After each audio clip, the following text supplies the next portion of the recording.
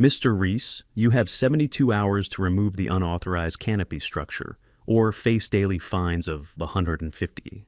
Rowena Hallgrive, president of the Fallmere Ridge Property Covenant Board, didn't even wait for me to speak. She shoved the violation notice against my chest, smug in her certainty. Ione was watching from the window, pale under the oxygen shade her mother built. I tilted my head.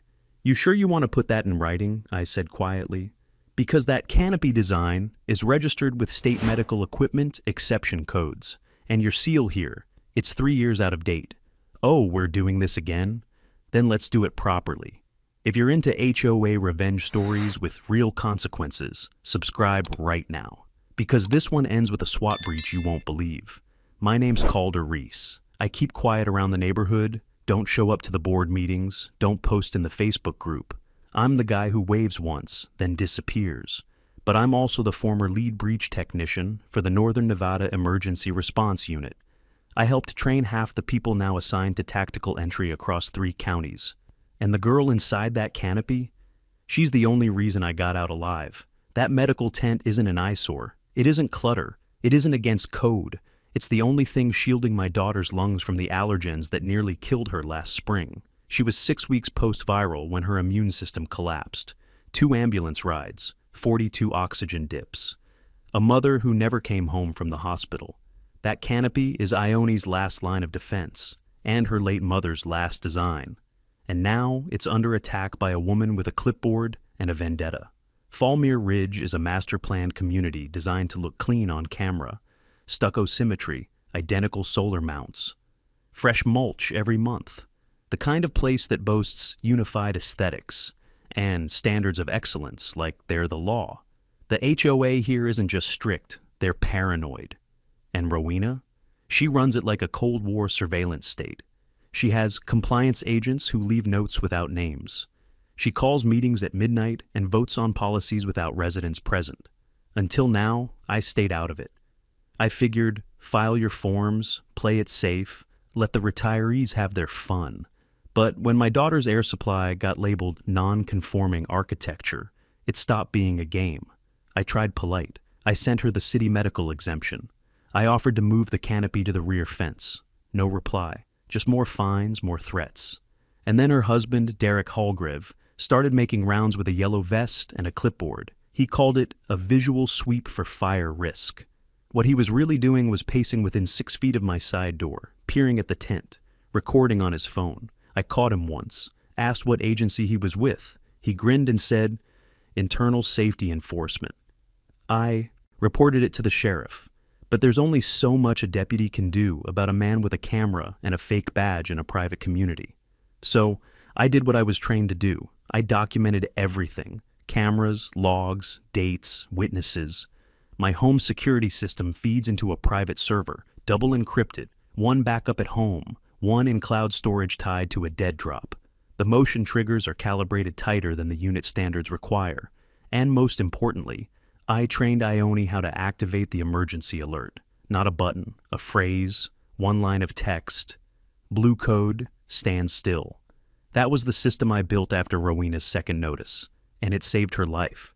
But back to this moment, me on the porch, violation notice in hand, Rowena glaring like I just kicked her petunias. "You think your old credentials make you special?" she sneered. "You don't get to rewrite the rules." I didn't respond. I just held her gaze long enough for her hand to twitch. Behind her, Derek was leaning against their SUV, arms crossed, watching my daughter's window. I stepped forward just enough for him to see me look at him, not react, just look. And that was when I knew this wasn't about aesthetics. It wasn't about property values. It wasn't even about control. It was about surveillance, intimidation, and something deeper I hadn't yet seen. "Where are you watching from?" Because trust me, it gets worse before it gets better. Rowena didn't leave the porch until she'd taken a long, slow look at the canopy again, like she was memorizing it for later. When she finally turned away, Derek followed her with that same silent swagger, the kind that always meant he thought he had the upper hand. I locked the door behind them, but the knot in my chest didn't ease. Nothing felt settled. It felt like the opening move in something bigger, something they had already been planning. I needed air. Real air, not the recycled, filtered ventilation inside the house. So I grabbed my jacket and walked out toward the Fallmere Ridge Trail Loop. It circles the neighborhood, cutting behind the xeriscaped lawns and artificial ponds, giving just enough distance to think without getting accused of loitering too close to someone's hedges. The sun was dropping low, casting long shadows across the path, and the whole place felt too quiet. This community always had that hush to it, like everyone was waiting to see who would step out of line first. As I reached the first bend, I passed the Brandt's place. Their blinds snapped shut the moment I walked by. Not unusual. People here kept their heads down around conflict. But lately, the tension had shifted. You could feel it humming under the surface, like the whole neighborhood was bracing for a hit they couldn't see. A woman walking her dog crossed the street when she saw me. She smiled weakly, then pretended to tighten her leash, as if that justified the move. That's what fear looks like: silent, jittery, polite. I kept walking, letting the rhythm of my steps drown out the part of my mind that kept replaying Rowena's notice. It wasn't just the wording, it was the timing. She delivered it minutes after a patrol car passed through the gate. She always struck when she knew there'd be a delay before anyone could respond. She understood optics. She understood power. That made her dangerous. Halfway down the trail, I slowed when I saw a familiar figure hunched near the community board, Dr. Clive Ambrose. He was pinning a flyer about the upcoming Aesthetic Standards Review Workshop, which was basically a polite way of telling residents new restrictions were coming. He looked tired, shoulders slumped like the paper weighed more than it should. He didn't see me at first. Then I heard it. His voice, low and tight. He wasn't talking to me. He was on his phone. And he wasn't whispering. He was arguing. "No, Rowena, you can't authorize that without a quorum," he said, rubbing his forehead. "I don't care what Derek observed. We don't have authority to perform medical compliance checks. No, we can't force removal based on appearance alone. Because it's illegal, that's why." He paused, jaw tightening as someone barked through the speaker. Even from several feet away, I could hear the sharp tone. He stepped back from the board, pinching the bridge of his nose. "I'm not signing off on this," he said firmly. "If you push it, you're on your own." I didn't move, didn't make a sound. I let the conversation end on its own. When he finally turned and noticed me, he jumped slightly. "Oh, Calder," he said, startled, adjusting his glasses. "Didn't see you." "I heard enough," I replied, keeping my voice neutral. "Everything okay?" He hesitated. You could see the war behind his eyes, loyalty on one side, fear on the other. He swallowed hard. "Just board matters. You know how things get." It was the kind of answer meant to shut down the topic, not explain it. But his expression gave him away. Something was wrong in the way he wouldn't meet my eyes. Something bigger than fines and forms. Something he didn't want to admit he'd been part of. I didn't push, not yet. People like Clive don't respond to pressure. They respond to timing. As he walked off, he looked back only once, and it wasn't at me. It was at the trail that led toward my house.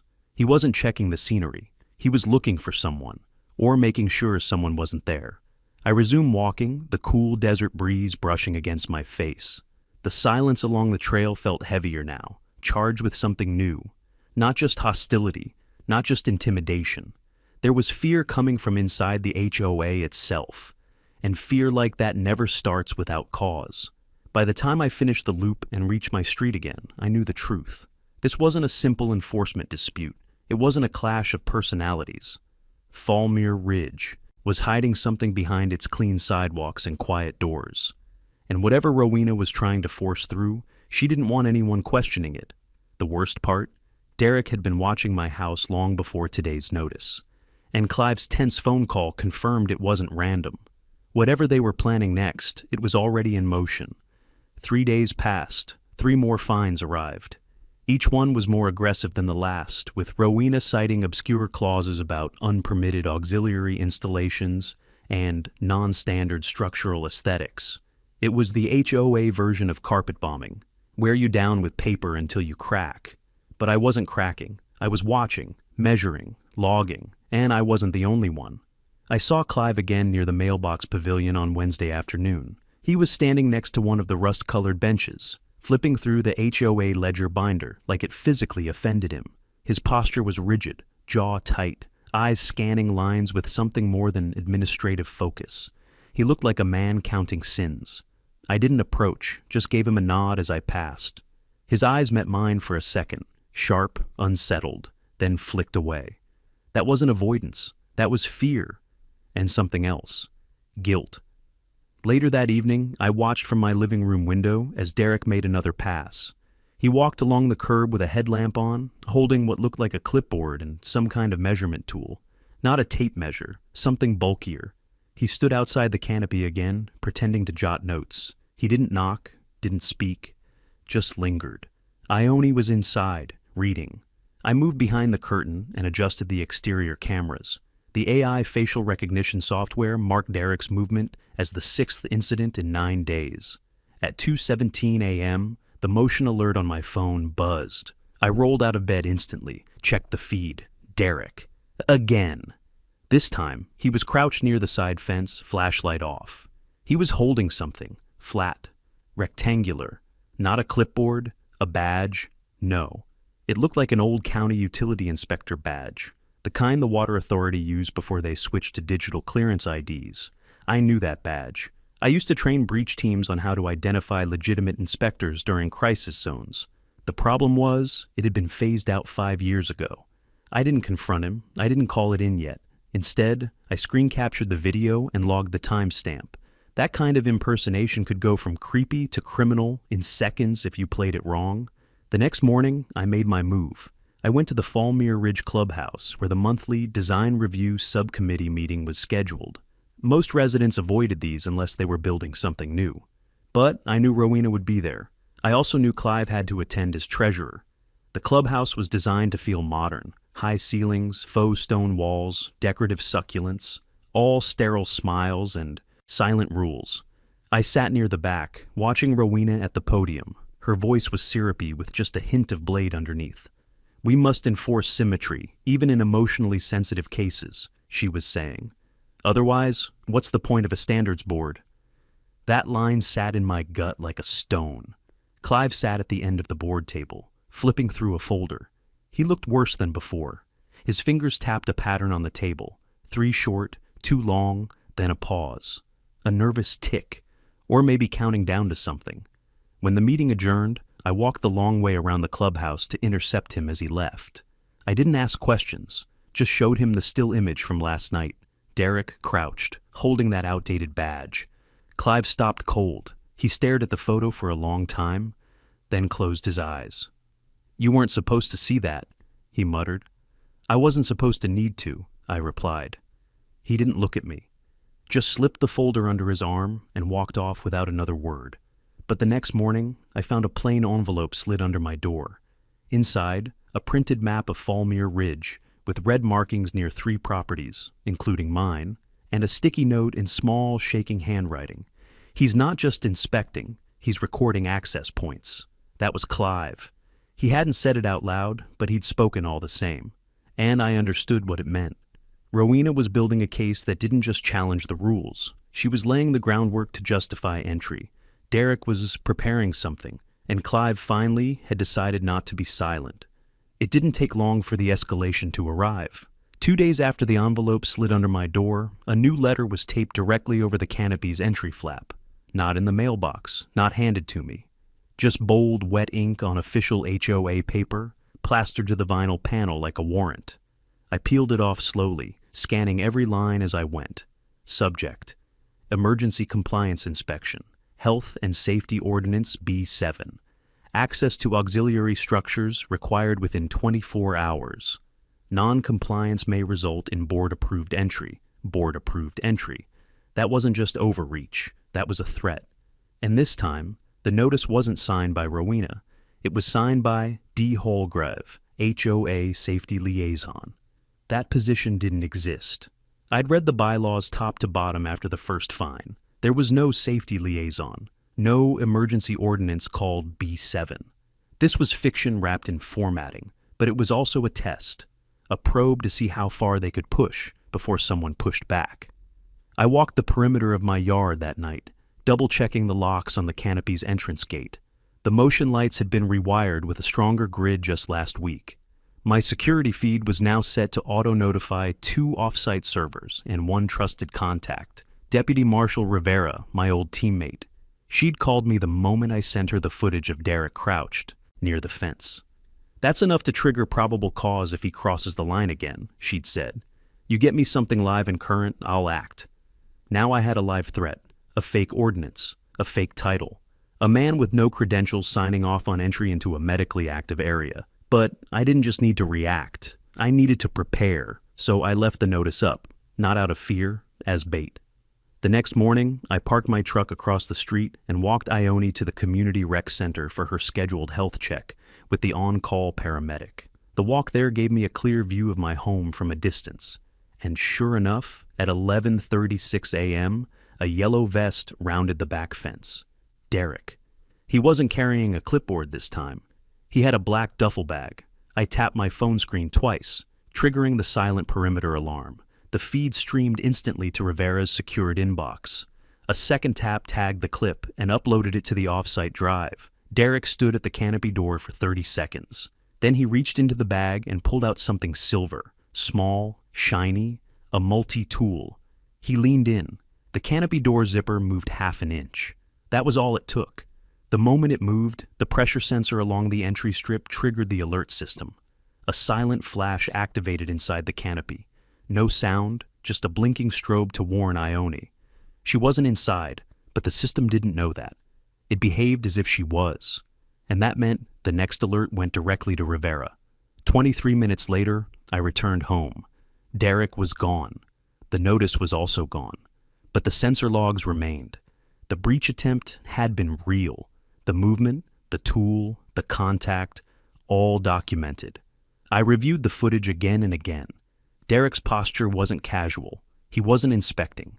He was attempting controlled access. At 6:12 p.m., I received a reply from Rivera. No words, just a simple image attachment. A close-up photo of Derek, matched from my footage, with a timestamp overlay and agency watermark. She'd flagged him in the county system. We were past policy disputes now, past fines, past notices. This was criminal impersonation. That evening, I heard knocking at my neighbor's door. Soft, repeated. I stepped out to check. Clive was standing there, holding a file folder to his chest like it might explode if he opened it. He looked at me, just briefly, then turned and walked away without knocking again. But the message was clear. He knew what was happening, and if he wasn't ready to talk yet, he was getting closer. The HOA wasn't hiding behind bureaucracy anymore. They were creating their own, and I had just recorded their next felony attempt. I sat with the footage for hours. Every frame of Derek's approach played in a loop across 3 monitors. I had infrared overlays, motion heat maps, timestamp sync from my internal grid, and external feed comparison from the HOA's public camera, which conveniently had technical difficulties during the exact window of his attempt, but mine didn't. Mine was clean, direct, undeniable, and then I saw it, something small, nearly missed. In the moment Derek leaned toward the canopy flap, his badge flipped up briefly. Not just the outdated county seal, I'd seen that already, but the ID beneath it, it had a name, Desmond H. Not Derek, Desmond. It clicked immediately. He wasn't just pretending to be an inspector, he was using someone else's badge, a real one. From a former utility technician I remembered from a training certification panel in Reno. Desmond Hallgrive had been fired 2 years ago for falsifying inspection data. Derek wasn't a licensed anything. He'd taken his brother's old ID and passed it off like it was his own. That detail changed everything. I opened the encrypted archive on my secondary server and pulled up the statewide utility registry. It confirmed what I suspected. Desmond Hallgrive's license had been permanently revoked. But more importantly, the badge ID number Derek was carrying had been deactivated and marked invalid across all state systems. Now, I had impersonation backed by proof of a revoked ID. The level of offense was no longer petty intimidation. It was impersonation of a state official with the intent to access restricted medical infrastructure. And it gave Rivera what she needed to escalate. I forwarded her the footage, the ID freeze frame, and the registry cross-match. Less than 2 hours later, she called. "He used a revoked credential," she said flatly. "That's felony territory. I'm flagging him for unauthorized enforcement action and filing for a search warrant on all HOA property surveillance servers. I'll get you back up." That was the first breath I'd taken all day.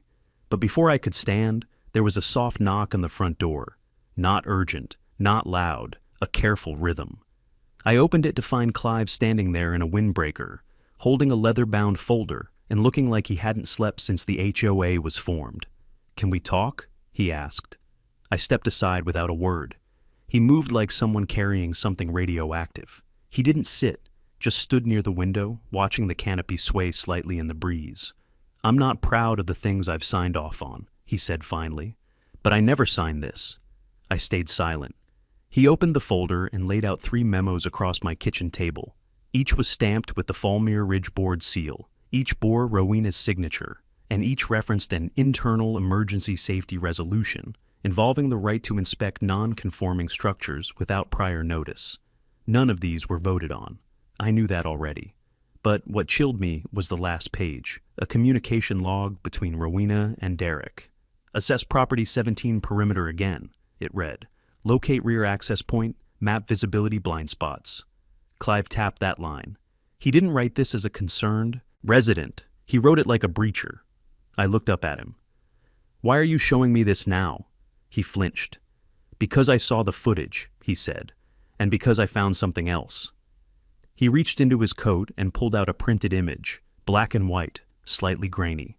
A security still from the HOA boardroom. Derek and Rowena sitting side by side, pointing at a large monitor. On it was an overhead shot of my backyard. The resolution was high, higher than anything public cameras could have provided. "They used the maintenance drone," Clive said. "The one meant to inspect roof leaks. They rerouted its path. That wasn't just invasive, that was illegal. Surveillance of private medical infrastructure without a warrant, conducted by a non-governmental body using repurposed tech." "I didn't know they were going that far," Clive said. "But I know now." I closed the folder slowly. This was the piece Rivera needed. Drone use, identity impersonation, internal memos confirming intent. Clive had just handed me the breach blueprint, and without saying it out loud, he'd chosen a side. I uploaded every file Clive gave me to Rivera's secured intake channel. The drone surveillance confirmation shifted everything. That kind of overreach wasn't just unethical, it bypassed constitutional boundaries. A homeowner's backyard, especially one housing medical recovery equipment, wasn't public domain. The HOA didn't just violate privacy, they rewrote the rules to justify it. That night, I kept the lights off in the living room, not because I was hiding, because I was watching. The motion sensor grid was active, perimeter alerts on a hair trigger. I had one monitor on the canopy feed, another on the front and side angles, and the last one looping the hallway camera just inside the entry. And then I heard it. 2 soft taps against glass. Not the door. The back window. I moved quickly, silently, staying low. The security overlay showed no breach yet, but I knew better than to trust software over instinct. I pulled up the back cam angle, no one visible. Then I rewound 4 seconds. There he was, Derek. Not approaching from the front gate, but cutting through the gap behind the Torrell's property line. He ducked past the communal hedges and reappeared at the edge of my fence, this time without the yellow vest. No clipboard, just black clothes, gloved hands, and what looked like a small hard case under one arm. He didn't knock, he scanned. That was the moment the grid pinged. Section D4 perimeter, back right corner. He was testing for blind spots again. I tagged the footage. Rivera was on alert. She'd already coordinated with local precinct dispatch to keep a cruiser in the area. If he breached past the defined boundary, response time would be under 7 minutes. But that wasn't good enough for me, not with Ione asleep 20 feet away. I stepped out the side door with the tactical flashlight already drawn. Beam off, hand steady. Footsteps measured. By the time I rounded the rear gate, Derek was already inside the perimeter. He froze mid-step when the motion-triggered red LED blinked once across the canopy entrance. The warning system had activated. I spoke before he could run. "You're trespassing on recorded property. I suggest you stay exactly where you are." He turned, eyes wide, but not scared, confident, arrogant, like this was still just a game. "I have authorization," he said calmly, patting his jacket. "Safety protocols. You'll want to step back, sir." I nearly laughed. "Sir? Your badge is expired. The ID number you're carrying was deactivated 2 years ago, under your brother's name," I said, leveling my voice flat and controlled. "And this property is under active legal monitoring." His expression cracked, just for a second. "You want to keep pretending this is official?" I asked, nodding toward the security post mounted to the fence. "That's a county-registered sensor. Your image is already locked to a county server. You're done." Derek took a slow step back, hand tightening around the hard case. I took one step forward. "Drop the case." He hesitated. Then a bright floodlight snapped on overhead. The sensor triggered auxiliary beam from the canopy's northeast tower. Full exposure. He blinked against it, fumbled, and dropped the case. It hit the ground with a metallic thud and bounced once. I kept my hands visible but didn't move.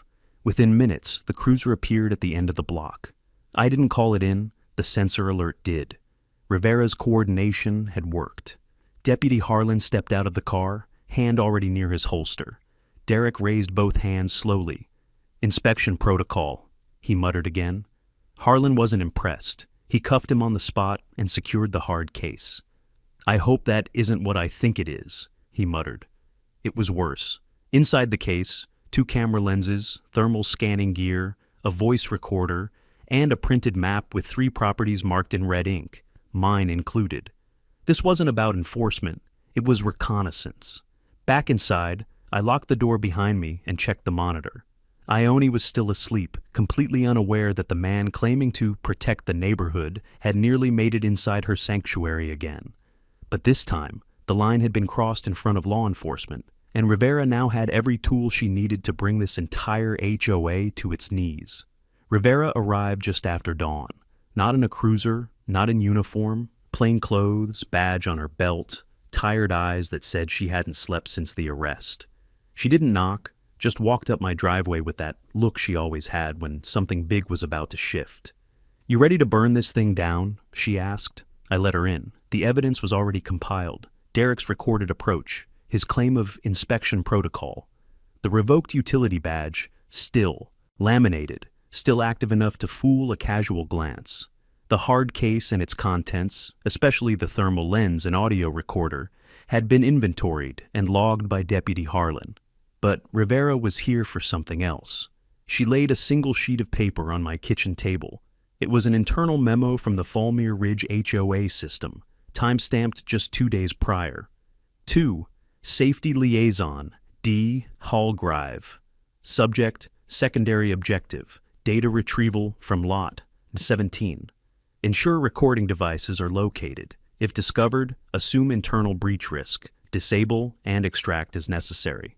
I read the line twice. "You get this from a warrant?" I asked. Rivera nodded. "We pulled it off the HOA's internal messaging server after the drone confirmation. Clive's documents gave us probable cause. Board communications aren't protected once they cross into coordinated surveillance." She handed me another file, sealed, heavy. A formal affidavit for the seizure of all surveillance logs, inspection memos, and aerial drone flight paths from the HOA server repository. "Clive confirmed the servers are in the maintenance crawl beneath the clubhouse," she added. "He also just filed a formal resignation." That was the moment I knew the tide had turned. Clive hadn't just defected. He'd detonated the board from the inside. Rivera flipped open her phone and showed me a short video clip. Rowena, recorded during a late-night board call, visibly agitated. "You need to find that footage," she was saying. "If it goes public, we lose all control." She wasn't talking about Derek's visit. She was talking about everything leading up to it. The memos, the drone feed, the surveillance attempts, the fabricated inspections. Rowena knew what was coming, and she was already trying to bury it. Rivera closed the file. "Here's where it gets tricky," she said. "The HOA bylaws allow for emergency spending and privacy overrides in case of structural threats. But you're not a structural threat, Calder. You're a liability, because your footage is proof of coordinated misconduct." I nodded once. "I've got one more for you," I said, reaching for the flash drive Clive had left in the envelope the night before. Rivera plugged it in and sat down to watch. It was a screen recording from the HOA admin portal, a login sequence, an inbox. 32 messages between Rowena and Derek. Not just about my property, but 3 others. One of them had complained about Derek approaching their teenage son after curfew. Another had asked why the new safety patrol was knocking on doors past 9 p.m. Each message ended the same way, A one-word tag in the internal system. Escalate. When the video ended, Rivera leaned back, arms crossed. We're charging her under state statute for coordinated privacy invasion, unlawful impersonation through a third party, and negligent endangerment of a minor. Her eyes flicked toward the window. She doesn't know yet. That comes tomorrow. And Derek? Already transferred. He'll be processed under impersonation of a public safety officer, intent to surveil, and attempted unlawful entry. Felonies, Calder. No HOA clause in the world overrides that. I exhaled slowly. Not relief. Just the first breath without weight on my chest in weeks. Rivera stood. We'll hit the servers by nightfall. I've got a tech team pulling everything before Rowena can wipe it. She paused at the door, then turned back. You understand this doesn't just end her board seat. This ends the board. I looked at the canopy swaying softly in the breeze. I know. Rivera left without another word. The silence afterward wasn't empty. It was purposeful. A moment held in the pause before collapse. Rowena had tried to create her own law, her own authority. And now, everything she built was about to be logged, subpoenaed, and stripped bare under real law. The moment Rivera left, I knew what had to happen next. I couldn't rely on the legal system alone. I'd worked too many cases where paper trails vanished, servers failed, or testimony bent under pressure. I trusted Rivera, but I didn't trust time. And Falmere Ridge had already proven one thing. If Rowena had 30 minutes, she could rewrite reality. So, I made a plan. Step 1, fortify the evidence. Every file Clive had passed to me, every image, recording, drone path, internal memo, got backed up to 3 different encrypted cloud drives, each tied to an alias I'd created back when I used to ghost digital assets for domestic counter-surveillance simulations. Then I compiled the folder into a time-locked package, a self-executing archive that would email the entire data set to 3 local news desks and 1 federal ombudsman, if it wasn't manually delayed every 48 hours. Insurance. Step 2. Secure Ione. She'd been shielded from most of this, but I wasn't risking another close call. I sent her to stay with her godmother across town, Eva, a retired emergency nurse who treated Ione like her own. I framed it as a surprise sleepover, complete with ice cream and late movies. Ione never questioned it. She kissed me on the cheek, smiled, and said, "Text me if my flower lights up," her phrase for the red alert indicator we'd set up in her room. It never had to light up before. I prayed it never would again. Step 3, return to the battlefield. I walked into the HOA clubhouse just before closing hours. No one stopped me. The receptionist wasn't there, and the door to the admin office was cracked just wide enough to catch movement inside. I stepped through.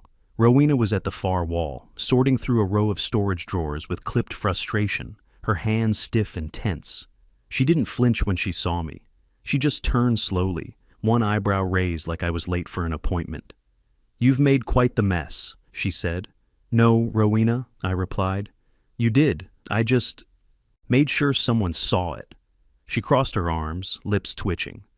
"You think your SWAT connections mean anything here? You're just a homeowner with a grudge. You don't get to threaten the systems that keep this community safe. Is that what Derek was doing with thermal gear and a drone? Keeping us safe?" I took a step closer. "Or were you trying to find a back door into my house without triggering the real law?" Her eyes narrowed. "You're bluffing," she said, but her voice cracked. "I've got memos, I've got time stamps, and your own treasurer just turned over enough to sink this board twice." I leaned in. "But what really matters, your authorization log on the inspection drone. You rerouted it from a maintenance sweep to a private surveillance scan, on a minor's medical zone." She stiffened. "You can't prove intent." "You used the word retrieve, Rowena," I said. "You told Derek to disable and extract, not inspect, not evaluate, retrieve. That's not oversight, that's burglary." The pause that followed was long, measured. She looked at the drawer still half open behind her, then back at me. "You're not here to talk," she said flatly. "No," I replied. "I'm here to give you one last chance to resign before the county does it for you." Her jaw clenched. "Clive betrayed me," she muttered. "Spineless coward." "No," I said. "He saw what was coming and chose not to drown with you." I turned to leave. As I reached the door, I looked back once more. By the way, I added, the servers under this office? You might want to say goodbye. They'll be under county control by midnight. Rowena didn't respond. She just stood there, a woman realizing her empire had already been tagged, zipped, and marked for deletion. Back home, I checked the feeds. Still quiet, still whole. But I knew the real storm would begin when those subpoenas were executed, and I was ready. By morning, the silence had shifted. It wasn't just the absence of Rowena's patrols or Derek's footsteps. It was the sound of something unraveling. Quiet doors closing, blinds drawn early, whispers traded over hedges. Fallmere Ridge had always been ruled by performance. Pristine lawns, curated smiles, silence in exchange for the illusion of order. But now that illusion was cracking. I spent the early hours consolidating witness statements. 3 residents had reached out to me through encrypted messages, people I'd never spoken to before.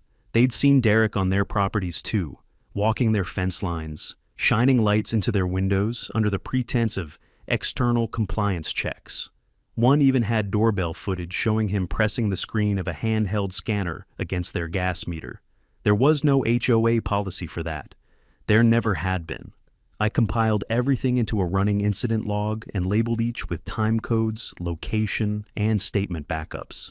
I sent a copy to Rivera, then another to the county investigator handling the digital seizure. I wasn't waiting for someone to tell me what was useful. I'd lived too long in a world where waiting meant something went missing. Then I made one final move. I walked door to door, not to argue, not to warn, just to ask one question. Do you want to be free of them? Some looked confused, others hesitant, but a few nodded. One elderly couple even pulled out a file labeled Board Incidents and handed me a flash drive. Inside, over 24 photos of Derek entering side gates, peering into mailboxes, marking notepads, all time-stamped, all within the last 6 months. Every piece of data told the same story. This wasn't oversight. It was targeting, mapping, control disguised as maintenance. By the time the sun was overhead, I had enough first-hand evidence to justify a full community intervention. Not just the county's, ours. I called Clive. He didn't answer. But 10 minutes later, he appeared at my door. No folder, no briefcase, just a worn notebook in his hands and the look of someone ready to finish what he started. I've scheduled a special session of the board, he said. 2 hours, at the clubhouse. Will Rowena be there? She won't have a choice. And the rest? They've started to fold. A few just want their names cleared. He handed me the notebook. Inside were notes from 3 private meetings Clive had attended, board members questioning Derek's authority, asking why resolutions were passed without votes, noting discrepancies in meeting minutes. Some had even asked for audits, requests that never made it to the residents. She buried it all, he said quietly. Even rewrote the logs. This is enough, I said. No, Clive replied, shaking his head. It's not, but it's a start.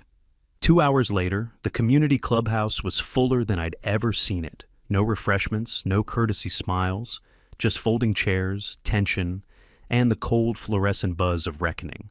Rowena arrived late. No clipboard, no entourage, just a tight smile and a folder under one arm. She sat at the head table like she still had control, but when she looked around, she saw what had changed. Clive stood.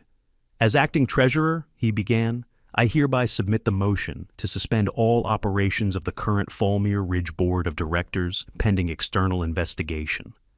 Murmurs rippled through the room. Rowena didn't flinch. This motion has no standing, she said flatly. You can't call a session without president approval. Clive reached into his coat and pulled out a sheet of paper. Per Article 6, Subclause C, in the event of administrative misconduct, the treasurer may convene an emergency vote with 1/3 resident sponsorship. He turned, and 37 hands lifted into the air. Rowena's eyes went sharp. You've all been misled. No, I said, stepping forward. We've been watched, harassed, trespassed against, and we've documented every second of it. I placed Derek's revoked badge on the table, followed by the surveillance map, then the drone memo, then a still frame of Derek in my yard at 2:17 a.m., and finally the flash drive from the HOA servers. Rowena stared at the pile like it might ignite. "You'll regret this," she hissed. "No," Clive said quietly. "You will." And for once, she didn't have an answer. The county team arrived before sunrise. 2 unmarked vehicles rolled up to the clubhouse. No sirens, no spectacle, just authority in plain clothes, clipboards in hand, and badge wallets tucked into belts. Rivera walked in behind them, her presence as calm as it was final. I watched from across the street, leaning against my truck, sipping cold coffee while the sun crawled over the rooftops. I didn't need to follow them in. My part had already been played. Still, I walked over when they entered the server crawlspace. The maintenance door had always been locked. A keypad protected it, with a code known only to the board. Rivera tapped a warrant against the wall before nodding at her tech lead. The man stepped forward, removed the panel, and connected a mobile interface. 30 seconds later, the lock clicked. "Unlocked with a default code," he muttered. "No secondary encryption." "Because she never thought anyone would question her," Rivera replied. Inside was a rack of hard drives, outdated but functional. Each was labeled with a year, though 2 had blank tags, newer, probably hidden from audit. The text disconnected each one, logging serial numbers, creating clones on site. No one touched anything without gloves. Every movement was logged, mirrored, and backed up before it left the room. By mid-morning, Rivera had enough to move forward. Rowena was placed under temporary administrative restriction, barred from contacting board members or residents until the investigation concluded. Her access to HOA systems was revoked. The security key fob on her Lexus was deactivated. Her nameplate at the clubhouse pulled from the door with a quiet pop. But what struck me most wasn't the paperwork or the process. It was the absence of fight. She didn't protest, didn't scream, just watched it unfold with a blank, glassy expression, like her world was a tablecloth slowly pulled from beneath her china set. That afternoon, I met Clive near the garden pavilion, the same place I'd first overheard his argument with Rowena. He was already there, holding a tablet with an open spreadsheet, resident complaints logged over the past 8 months, hidden fields, marked as non-actionable by Rowena herself. "You were never the only one," he said, flipping the screen toward me. "But you were the one who fought back." "I just didn't let them rewrite the story," I said. He nodded slowly. "I'm going to move. After this is done. It's not just the board. It's what I became under it." "You became the one who stood up," I said. "That matters more." He didn't smile, but his shoulders dropped like something had finally let go. That night, a new sign appeared at the clubhouse. Fallmere Ridge Residents Association. Interim Oversight Panel. Below it were 5 names, none of them Rowena's, none of them Derek's. Clive's name was at the bottom, with a footnote, temporary advisor, non-voting. The board wasn't gone, but it was broken, rebuilt into something that might one day resemble accountability. Back at home, I sat under the canopy with Ione.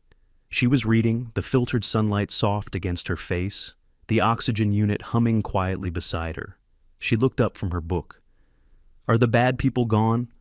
I hesitated. "They won't come here again," I said. She nodded, satisfied, and went back to her page. I looked around the yard. The grass had grown longer than usual. The side gate still bore the faint scrape where Derek had pushed too hard one night. But the air was quiet. Whole. Ours again. Inside, I checked the security logs. No movement outside perimeter. No flagged faces. The alert system was set to passive. For the first time in weeks, I wasn't waiting to be hunted. I was just home. The footage of Derek's final attempt had been downloaded more times than I could count. Not by media outlets, Rivera had kept it internal, but by residents, neighbors who needed to see the truth for themselves. Proof that the monster wasn't a stranger. He was the man who knocked with a smile and said it was just a check. They all knew better now. Fallmere Ridge would never go back to what it was. And that was the point. Some systems aren't broken, they're rigged. And sometimes, the only way to fix them is to expose the blueprint they tried to bury. The hearing was held inside the county's municipal review chamber, a long, echo-prone room lined with sand-colored stone and thick glass partitions. It wasn't a courtroom, not officially, but the gravity in the room made it feel like one. Every seat was full. Residents from Fallmere Ridge lined the back wall, some still in business attire, others gripping manila folders and marked-up envelopes filled with printouts, timestamps, and screenshots. A few clutched their violation letters like relics from a war they didn't know they were allowed to fight. I sat near the front, 2 rows behind the desk, where Rivera stood beside the county investigator. Her presence was quiet, almost dismissive, until she began speaking. In the matter of HOA overreach and impersonation of a public official, she started, voice steady but razor sharp, we are submitting digital evidence gathered from private surveillance systems, internal server files seized under warrant, and direct eyewitness accounts. We request that the board of Falmere Ridge be placed under external audit and stripped of enforcement privileges effective. Immediately. Rowena sat alone. No defense attorney, no Derek. Just her and a stack of documents that looked more ceremonial than strategic. She was pale, still styled to perfection, hair pinned, blouse stiff with starch. But the confidence she once wore like a badge had been replaced with a stony silence. The first witness was Mrs. Heller from Lot 41. She spoke about how Derek had entered her backyard during a rainstorm, citing flood zone compliance while snapping pictures of her shed. He told me I wasn't allowed to stand in my own yard while he inspected, she said, voice shaking. I didn't even know he wasn't with the city until Mr. Reese told me. Next came Mr. Alvarez, who provided footage of Derek circling his teenage son's parked car 3 nights in a row, flashing a handheld scanner at the license plate. When Rivera played the drone footage, the same aerial path Clive had exposed, there was no sound in the room, just the silent sweep of the device, gliding over rooftops, pivoting mid-air to hover over the canopy sheltering my daughter. The feed paused on the infrared overlay, a faint heat signature beneath the vinyl lining. Rowena's signature appeared in the metadata, date, time, instruction to override the drone's maintenance route and enable full scan. Did you authorize this surveillance? The county official asked her. Rowena said nothing. Do you deny knowledge of these flight paths? Still nothing. Clive was called next. He looked older than the last time I saw him, but his voice was firm. I enabled the subpoena, he said, because what was happening wasn't just unethical, it was dangerous. We weren't enforcing policy, we were targeting people. The final piece was mine. I submitted the incident logs, the footage of Derek trespassing, the revoked badge, and the internal memo instructing him to retrieve and disable surveillance from my property. I didn't speak long. I didn't need to. The images said what words couldn't. The county investigator cleared his throat after reviewing the final packet. We find the actions of the Falmere Ridge Board to be in violation of multiple residential privacy statutes, including unauthorized drone surveillance, impersonation of a municipal officer through a revoked credential, and coordination of illegal search attempts on private property. He turned toward Rowena. Effective immediately, you are removed from your position as board president. You are barred from holding any HOA enforcement role in the state. Pending further review, the board will be placed under a transitional oversight panel and subjected to quarterly audits. Still, Rowena didn't move. She simply stared ahead, expression locked in something between defiance and disbelief, like her entire reality had misfired and no one handed her the script. As the chamber began to clear, Rivera walked past me and gave a single nod. It was done. Outside, the sky was thick, with clouds. No rain, just that heavy, expectant silence that comes after something breaks and the pieces settle into new shapes. Residents passed each other without the usual sidelong glances. People who hadn't spoken in months were exchanging numbers, offering thanks, asking how they could help going forward. Falmere Ridge had changed, not because someone stood at the podium, because someone stood at the door and said, enough. The neighborhood looked different after the hearing. The tension that used to hang between houses had lifted, replaced by something quieter, something almost fragile. The fences that once divided us now looked like boundaries we could finally breathe behind. The HOA patrol car was gone, its nightly rounds replaced with kids riding bikes and neighbors walking dogs without looking over their shoulders. Falmere Ridge wasn't healed yet, but it was waking up. I spent the first morning of our new calm sitting under the canopy with Ione. She was tracing her fingers along the vinyl seams, humming the same lullaby her mother used to sing to her before the oxygen tank became part of our lives.